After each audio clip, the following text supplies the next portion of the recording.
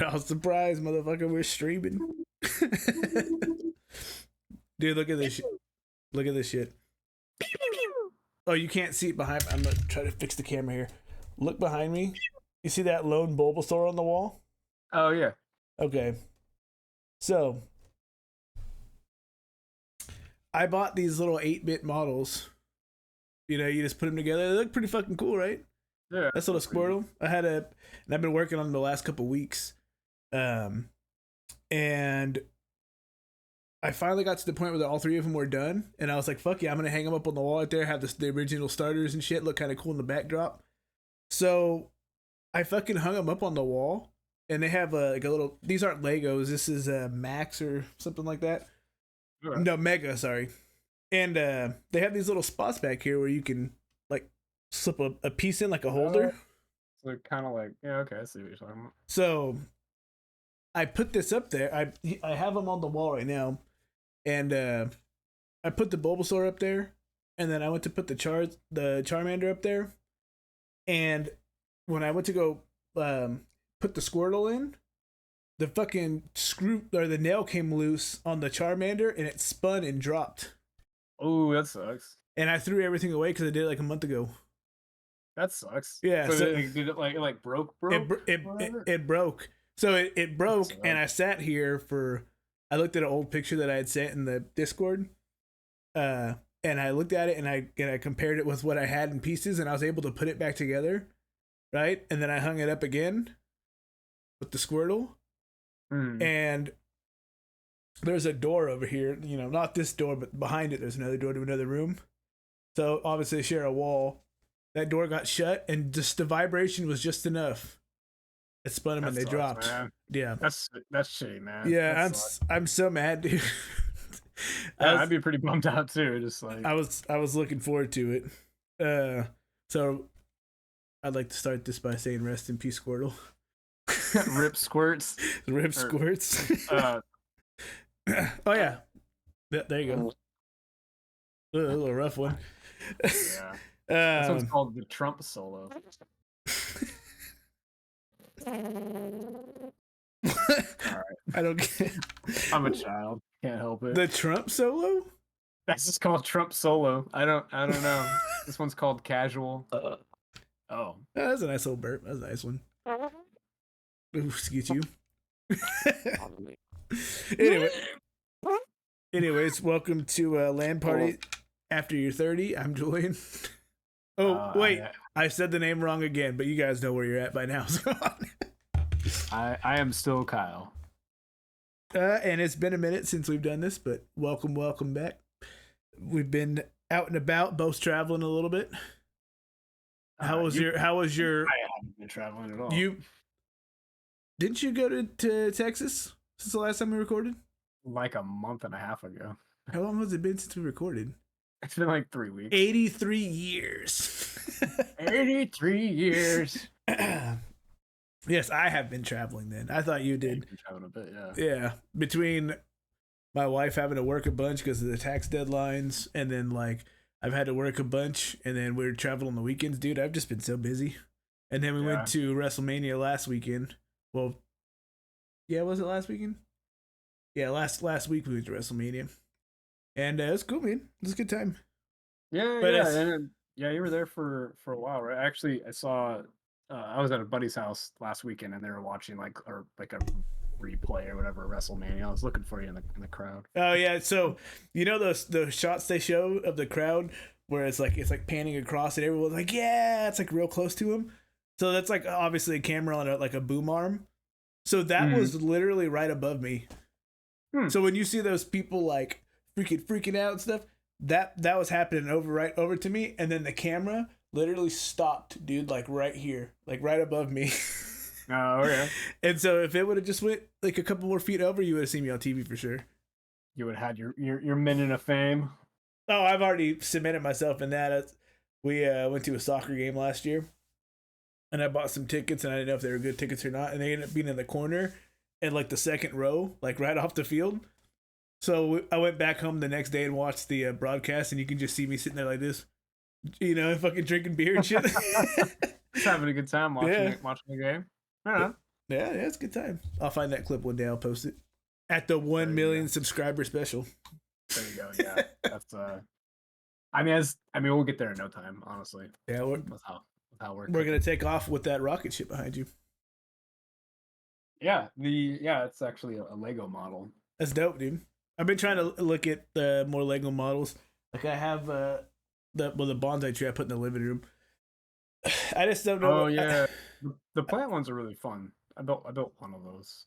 I just don't know um what I should do next. And then like sometimes I look at like the Thanos gauntlet, and I'm like, man, that's pretty cool, but like I don't know where I'd put it. You know what I mean? Like as I get a little bit older, like I have so much shit behind me and whatnot that I just there we go. I have all like so much shit behind me that I just got nowhere to put it, dude. And this like in front of me, there's a bunch of shit too. So and Legos can take up so much room. I mean, every year they come out with a new kit for their like winter collection. I've been building like a Lego Christmas village and shit over the last couple of years. It's been pretty fun to do. It's gonna be something to like look forward to every year, like my own little like personal tradition and stuff. And then actually for Christmas, I ended up getting the Home Alone house. oh, sweet, dude. Yeah, it's a huge kit. And so I haven't started it yet because I don't have a place to put it once I finish it. So I have to build some shelves and put some stuff up and everything so I can actually put some stuff out. But I have like a bunch of kits I want to end up building. There's actually a really cool X-Men. It's like the jet from like the X-Men. Oh yeah, that's awesome. Yeah, it's not too bad. It's only like $85 or something like that. But it looks really cool. And I've been watching the new the X-Men 97 show, and it is fucking awesome. It is so cool. And I was like, oh, I like went and like pulled out all my comics, started looking at all my comics and shit that I have, all X-Men stuff and everything. Like this is great. And they're like, the Lego set, I gotta get that. So it's on my next purchase when I get paid next time. So that's awesome, dude. Yeah, I've just been trying to find like little things that I can do that take an hour or two, and then just kind of have fun with it. You know what I mean? And like that's where these were fun because I just got to sit there and kind of slide the tiles around and stuff, like line them up. And I had a movie on. That's when I watched that Iron Claw movie, and what was another movie I watched? I can't remember what it was. I mean, I'm not gonna make up a movie this fucking time, so why not? Iron Claw, the movie, the game.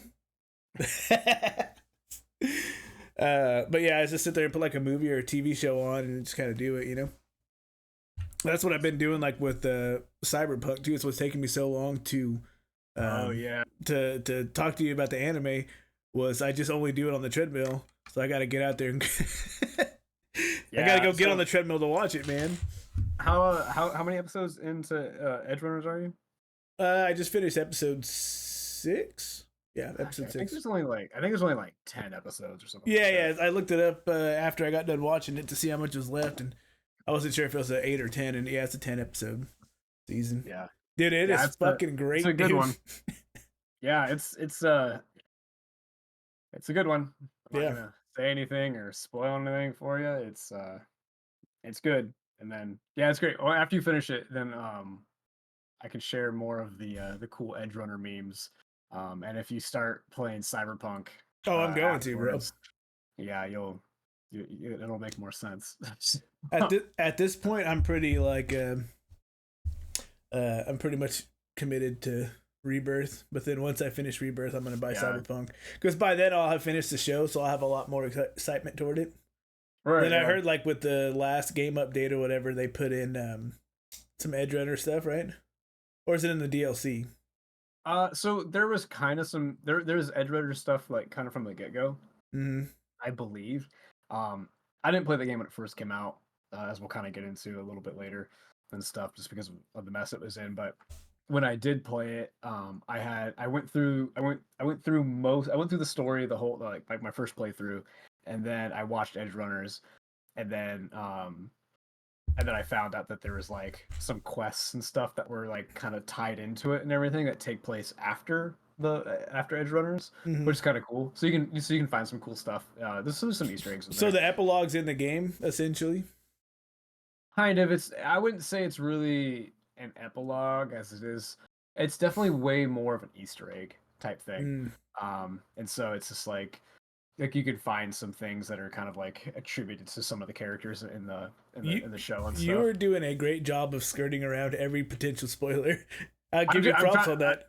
I'm doing my best. Yeah, because there's some crazy stuff that happens in that show as he's already kind of seen. Like you're 6 episodes in, you can see Yeah, like dude. I'm yeah, with some good yeah, shit. yeah. It'll get you in the feels. But that's kind of the joke around that whole anime and stuff, anyways. But yeah, no, but it's really good. But so there's always kind of stuff um in the game. I think I don't know. They could have added that like at a later date, but when I played it, it was already kind of there. hmm Um, so, but yeah, and then yeah, I think they may have added some new stuff because I recently just started playing Cyberpunk again because I picked up the Phantom Liberty DLC. hmm Because I've been wanting to play it for a while. I've just been kind of playing some other stuff. I had all these plans of playing some of these other games and shit, and I was like, I kind of want to play Cyberpunk. So, so I started playing that, and it's the first thing that happens when I get like when I turn the game on is I get like a related like mission or quest or whatever hmm that's a reference to Edge Runners. So I was like, oh shit, okay. So made me cry all over again. Yeah, dude, that shit is it is good, and it is doing exactly what that game needed, and like and took somebody that was just making fun of that shit all the time, especially when it first came out, to being like, man, I really want to play that game. Looks pretty fucking cool, and get ready to spend Yeah, $60 plus the what $30 DLC, something like that. I think it's where it's at right now. yeah. I think Cyberpunk's like on sale a lot though, at least. So like, I mean, you could find it for like not full price and stuff. When I at least on PC, I think it's usually on sale a lot. I ended up getting it on sale on PlayStation 5. Because I when it first came out, I tried playing it on PC. It had like a much lower end PC than I have now, Mm, and it was dude, it was rough. I had a hard time, and it wasn't so much necessarily because of the bugs that existed when the game first came out. It was just like, man, I can't get this to run for shit on my PC. And then I didn't have a PlayStation 5 at the time because those were hard to get. And so I had a PlayStation 4, and I heard that it was just do not get it on PlayStation 4 to the point where like Sony was like straight up like, "Here's your money back," yeah, like which never happens, yeah. right?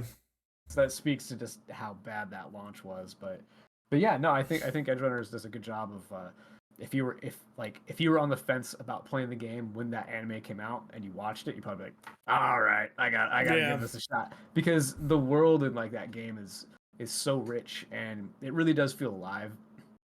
And a lot of times in games like a RPG type game, sometimes if you feel like really lonely, like some of the point of like the game is to make you feel a bit isolated, like you're on like like you're like in Fallout, for example. Like when you get into like a town, it feels great, and you sometimes you see people like walking around, like groups of people walking around, but most of the time you just run around by yourself. You run into a death claw or some shit like that, and they try to Yeah. kill you, or some raiders or some shit like that. But no, like Cyberpunk, just like that whole world feels alive. Like you do not feel alone like at all, especially sort of kind of like the friendships and relationships that you build like in the Mm. game and stuff too. Like yeah, it's great. It definitely it's a good time. I'm Dude, so glad I finally gave it a chance. I'd imagine that the same kind of writing that's in the show, since they worked on it themselves, right? The anime. I think there's definitely Well, I mean they were obviously involved. people They are were involved in it. involved in it. Yeah. Yeah, So I can't like, speak to so the how way much. that the relationships and stuff are written in Edge Runners, I can imagine that kind of stuff carries over into like Cyberpunk, and that's what got me hooked on. Was like, man, I'm only seeing like this little sliver of the world. You know what I mean?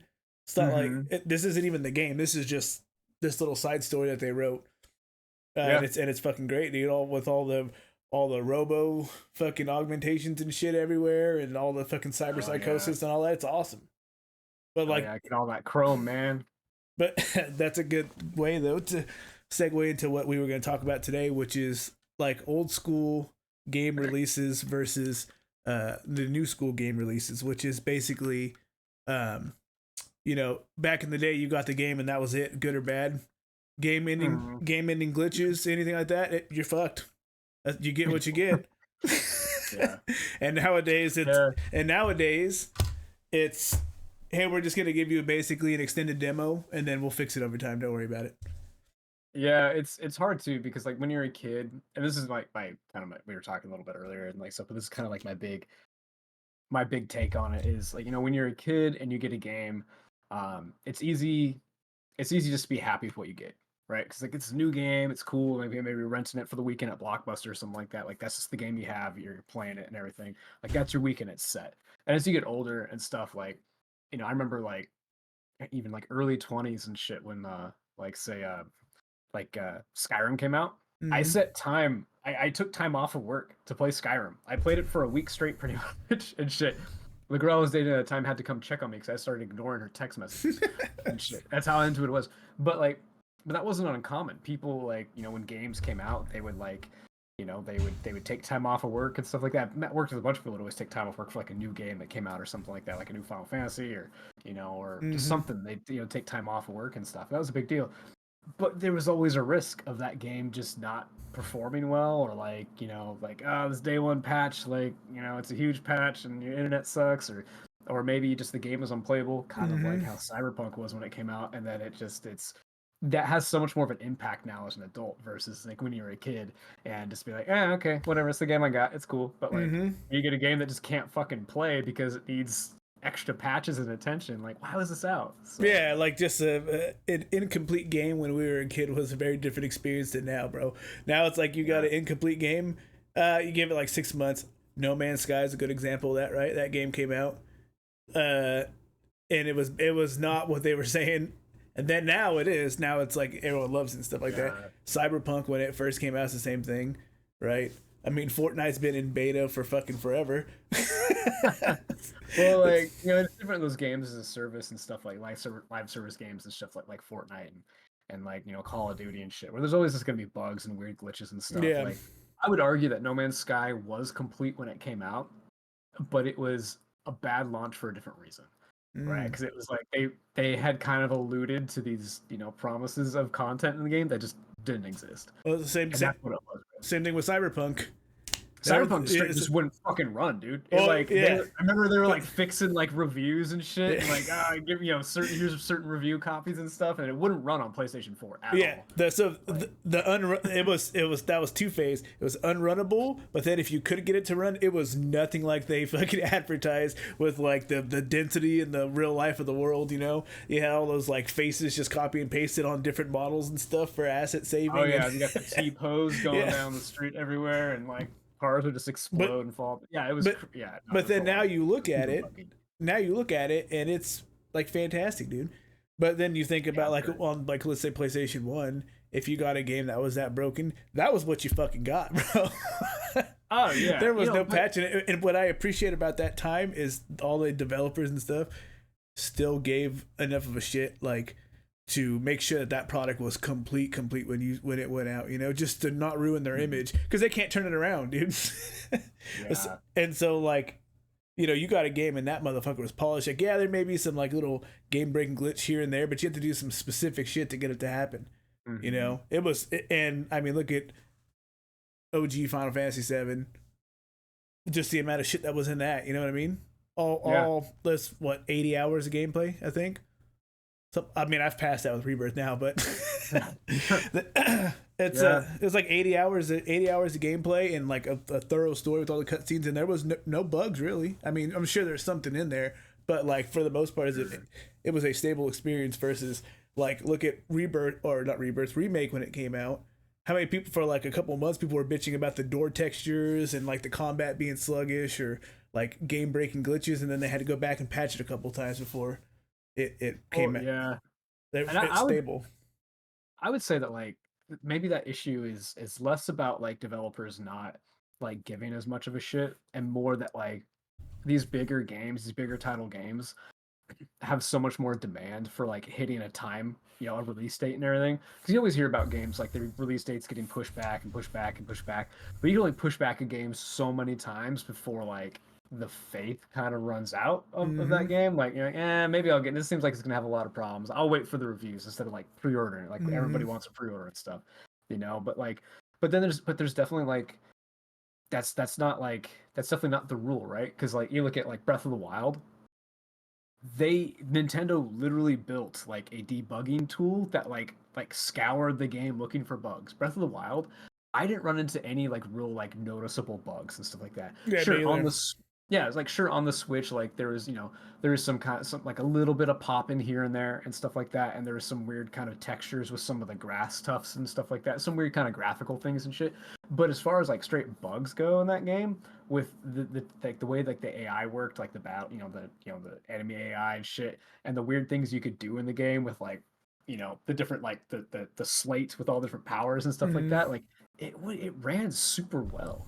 And but then you take like and that's a first party Nintendo game, which first party Nintendo games usually have that Nintendo polish. That's why it's called the Nintendo polish, right? Mm-hmm. But then take like I'm gonna shit on Cyberpunk a little bit and everything like that, just as because it's a low hanging fruit, Yep. sometimes low hanging fruit tastes the best. But That's true. but but yeah, but then you look at that and it's just like, what the fuck happened there?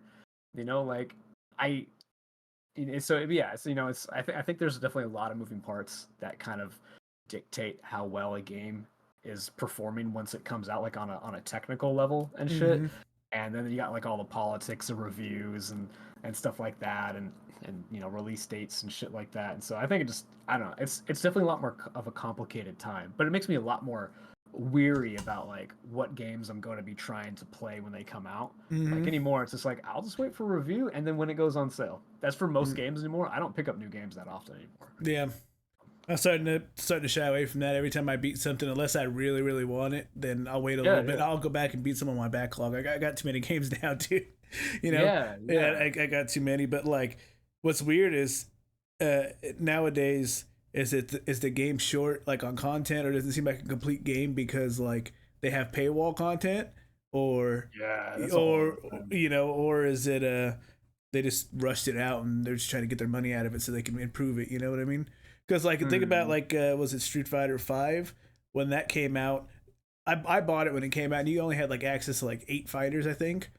And then people went and data mined the disc and found that there's like 13, 14 on the disc, but they're all set Oh as damn, DLC. okay. They're already done. They're already in the game, dude. I remember hearing something about like Street Fighter 5. I never played it, never picked it up because I suck at fighting games. Mm-hmm. So I didn't really hear much, but it's yeah, it's a whole other issue on itself too. Like, yeah, like when the game comes out, like, first off, is it functional? Does it work?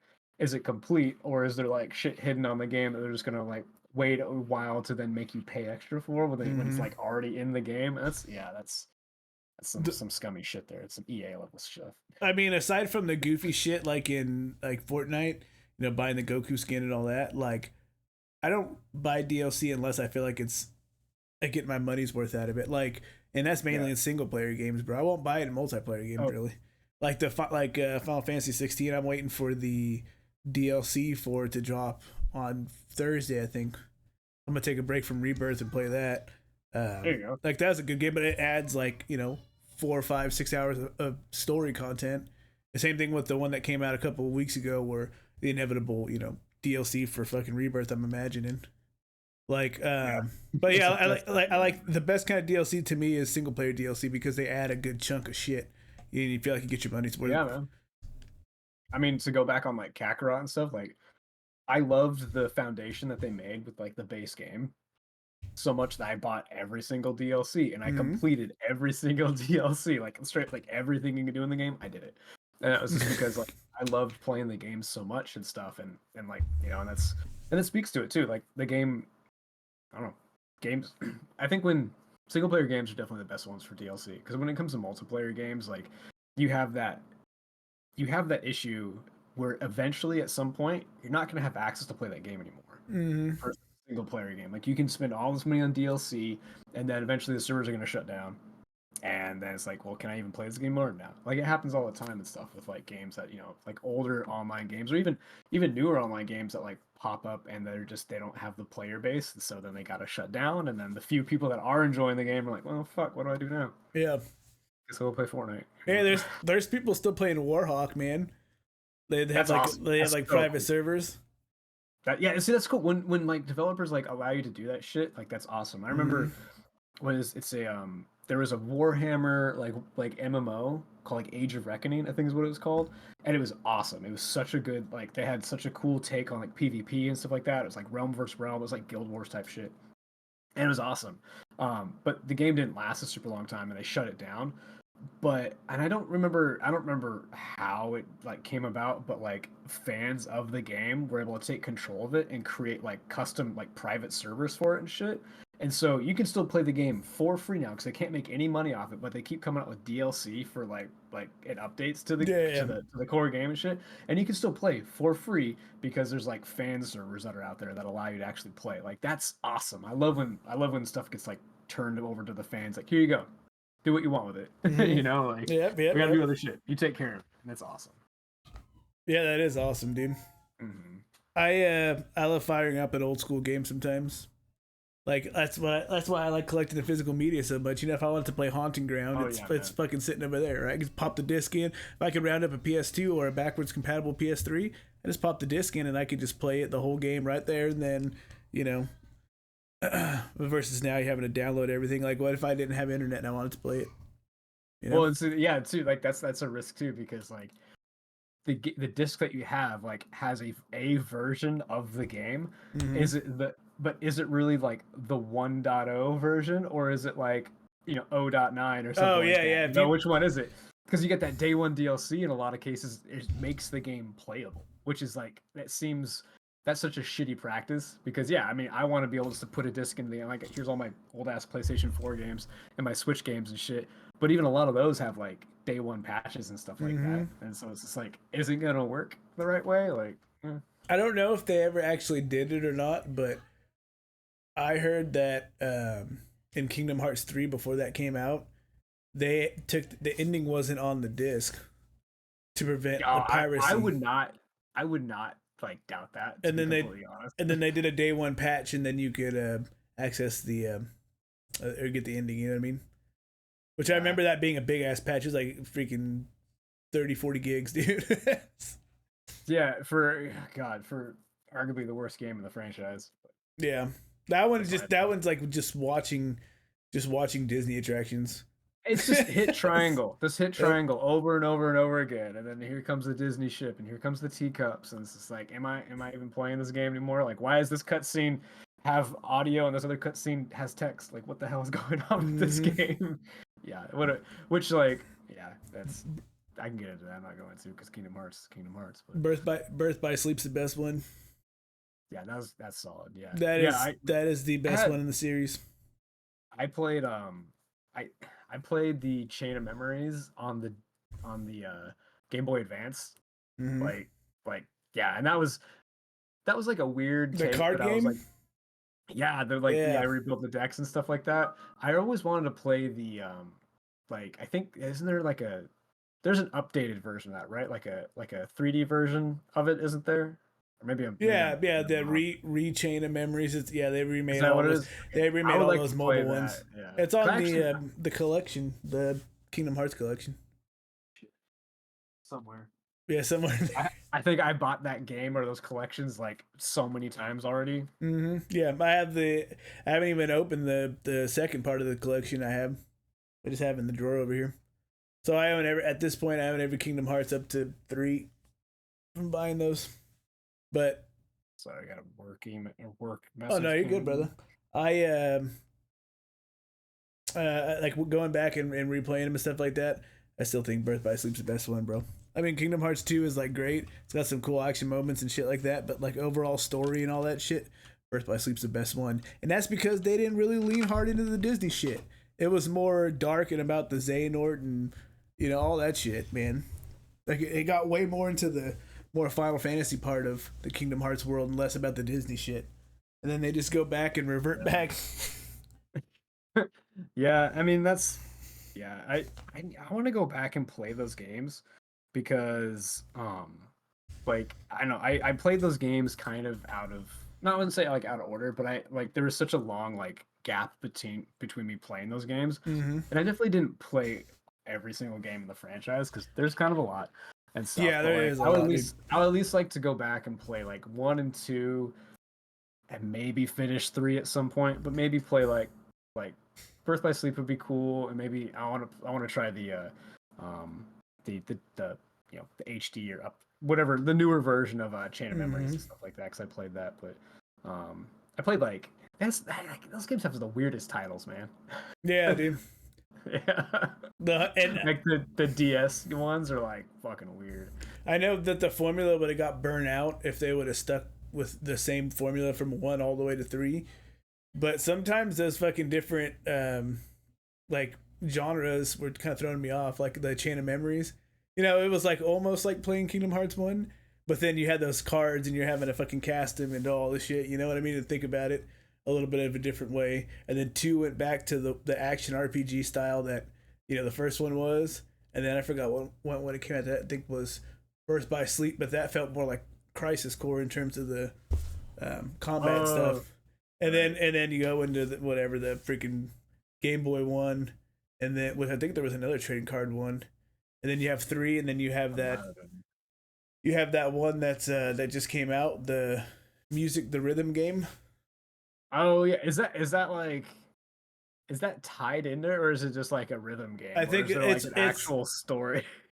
It's kind of like like Dream Drop Distance, right? Where I think it's just sure. It's like random until, well, I guess Dream Drop Distance had more of the main story, but it's basically one of those ones where it's like a fun rhythm game, but I think there's like some cutscenes that tie into the end of 3, and you're like, oh, sure, we're moving the story forward, Of course, right? Like, yeah, because that's like that's like the big issue with that whole fucking franchise. This stuff would happen like outside of the core games, and then it'd be like, who the hell is this blonde-haired kid? Like, oh, his name's Roxas. Do you do you like the look that they're going with for 4? No. Yeah, I don't either. I honestly don't really like the like kind of sort of like high realism like looking, like, I mean, it could look really cool. It really could, but like the Uncanny Valley. Yeah, it's just like, I think at a certain point it's like this stops looking really cool, and this makes me feel like uncomfortable almost. Like, I don't get me wrong, like I do like realistic looking games, but I kind of like them to be in a realistic setting. Like, I want to see like Sora walk around with his giant ass clown shoes and shit like that, like in New York or something or whatever. I mean, like, it looked cool, it was impressive, but I wasn't really feeling it. Yeah, it was a nice tech demo, but like I agree, it looks too realistic, bro. What makes number 1 and number 2 slap is they're just so vibrant and like cartoony, and you know what I mean? Yeah. You get that Disney. I mean, I was just complaining about the Disney stuff, but you get that Disney feel, and then you get the good part of Disney. Yeah. Now it's like, moving into like the real life city, which I imagine is only going to be like a zone. You know what I mean? Yeah. But still, I don't like it, man. It looks too realistic. I like the cartoony looks. Me too. And like Set or Rebirth, I mean, obviously for what it can, has it kind of like the more realistic tone for some stuff, and I'm like, it's all right, like when the cutscenes, bro, when the cutscenes happen, that game looks phenomenal. Like, I mean, you can't really tell that much of a difference between the cutscene and the gameplay. It's like they're that clean, but like when the cutscenes happen, dude, it is like being a freaking 9-year-old, 10-year-old when that game came out. Sure. Okay. Yeah. Like going up to the gold saucer, fucking choice, dude. Yeah, I mean, so like, I guess let's look at like the new Zelda games and stuff, right? Like they've decided to go in a very specific like art direction and stuff, but it still feels very cartoony and like video gamey, right? And I love that too, because it makes me feel like, like when I play those games, I feel like I'm playing a video game versus like kind of a weird like alternate reality sim or something like that. Not that that's like a thing. It's just me personally and stuff. Yeah.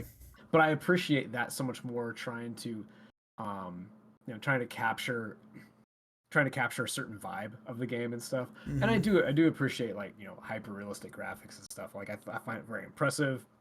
I know it takes a lot of work and everything like that, but just as a preference, like, I would much rather play Counter-Strike 1.6 than I would like, even Counter-Strike 2 or something like that, to be completely honest. Like, maybe Source is good too. I love Source, but well, I just love that, like, that kind of jankiness and stuff like that. Like, give me Unreal Tournament, 99. Give me that. Oh man, when we played that one day, yeah. That was awesome. Yeah, we got to do that again. We got to figure out like another time to actually to get that going and stuff, and try to get some people. I'm done with my world travels now, so I'll be good for a while. Done forever. Neat. Yeah. So, perfect. Well, I guess one of these Fridays we're gonna have to get that going, because I think that'd be kind of getting to that summertime, where it's like yeah, play games a little later because it's still light out. So.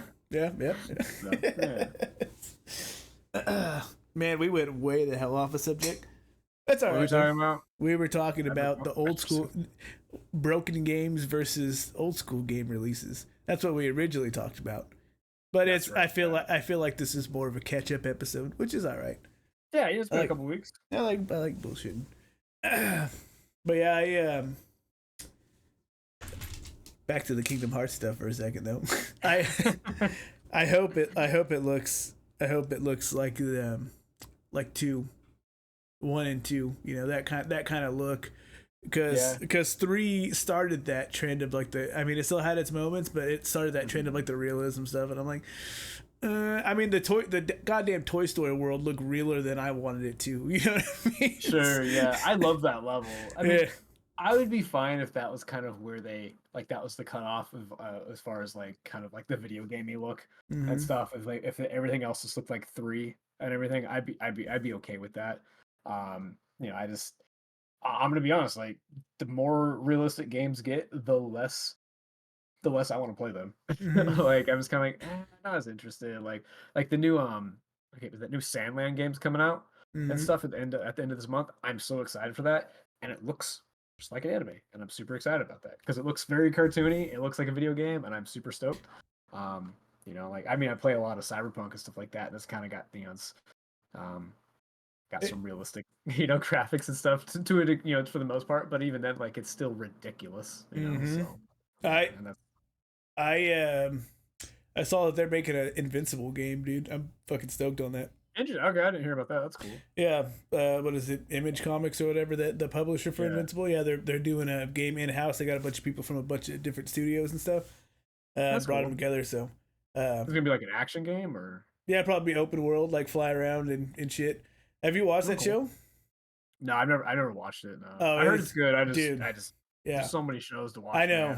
Man, that's how I was, you know, forever. I saw it and I was like, oh, that looks kind of cool. And then Noah was telling me, he's like, no, you got to watch it. And so I finally sat down with him and I watched an episode and I was like, oh shit, that was good, dude. Like by the end of the first episode, the first season, you're like, fuck, that was good, dude. And then it just gets better. I've heard and better. It's really good. It's got a really like badass cast of like voice actors and stuff too. And so yeah, no, it's like it's on my list of lists and everything like that. But I've been watching the new Fallout and stuff, and that's really good. I watched the first 20 minutes of that. Only the first 20 minutes? Yeah, I just stopped because I was doing something. Ah, okay, that's good. I guess that's a okay reason to stop. But no, yeah, that show's really good. It's they have you ever played any of the Fallout games? Yeah. Okay, yeah. No, I feel like they did a really good job of like capturing like that kind of essence and theme of like what makes Fallout kind of Fallout and stuff in a live action like show. I was like, this is pretty good. I appreciate it.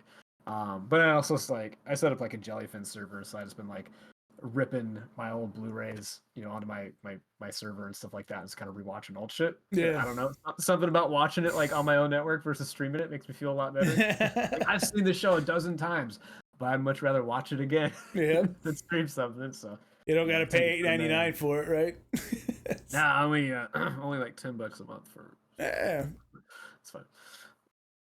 Damn it! not gonna get into that. I'm gonna get myself into trouble. But I would say though, watch Invincible just like I'm watching Edge Runners. I didn't start watching Edge Runners till I listened to that song that you posted a while back, and I was like, damn man, this song's pretty good. And then I was like, well, you know what, fuck it, I'll watch. I need something to watch anyways, and that's how I started watching Edge Runners. And then, like I said, with Invincible, Noah was talking to me about it and stuff. So it takes a lot for me to watch something that's not freaking WWE, bro, at this point. Because like I get off work and I'm just kind of busy, and then you know the kids get home and shit like that. So when I sit down, it's like I make a commitment to watch Raw and SmackDown, like not live. Hell no, because I'm not staying up till 11 o'clock, 10 o'clock. But I'll watch them the next day, like you know when I get off work or whatever. Yeah, there you go. And so by that, that takes up a big bulk of my time. So it's pretty rare that I'm actually finding shows to watch. So that's where like these models freaking come in. Were coming in handy because I could put something on like that. That's how I watched through most of Invincible. Was working on the models. Yeah, I like you know when I miss the boat on a show, and stuff, and like a whole season comes out, I'm like, oh shit, I should try to like watch this as soon as I can, and then I don't, and then a second season comes out, and I'm like, ah, fuck, I've already missed enough.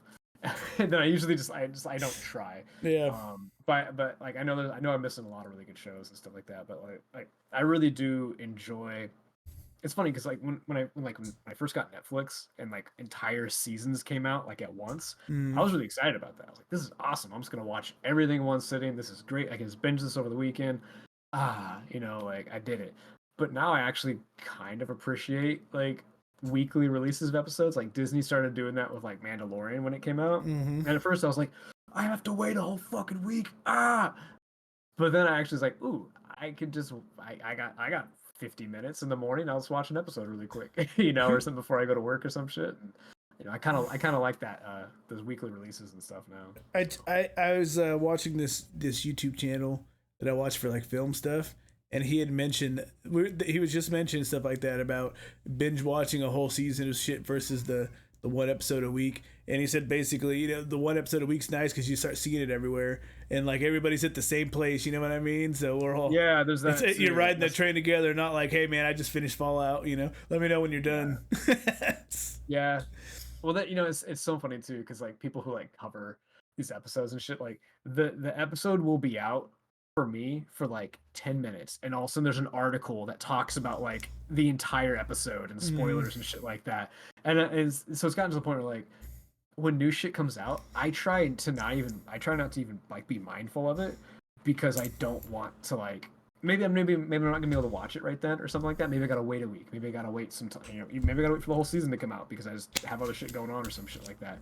And so a lot of times when like new shows come out that I want to watch, I don't have time for. I try to ignore everything. Like I want blinders. I don't want to see anything. I don't want to like hear anything. I want to be able to enjoy it on my own. But like everyone's so hungry to get content out there talking about the newest and hottest shit and stuff like that. Where it's like, fuck, dude, like just give me a chance. I hear you, bro. Yeah, man. So we know what we should do. It'd be fun. I think is maybe we can do it next week when we record again. Is I'll pick a show that I think you should watch that you probably haven't seen, and then you pick one that I should watch because you watch a lot of fucking shows like animes and stuff like that. That when you guys are talking, sometimes like I have no idea what show you're talking about or even the first thing about it. I don't watch as much as you might think, but yeah, no, I probably got a couple good ones for you. All right, you pick one and then I'll pick one, and then I'll be like, okay, you watch this, and then we can update on it as we go. There you go. See, like just something to keep coming back because it ain't the topics because we sure as fuck can't stay on those. What is that anyway? Yeah, what is topics? It's just recommendations. Those are the guidelines. That's such a boomer term. So with that, I'm Julian. I'm Kyle. Yep. And welcome back, and we'll keep going until we decide not to stop anymore. So, do anymore. Sorry. Anyways, I didn't hear anything. That's cool, man. You're good. All right. Bye.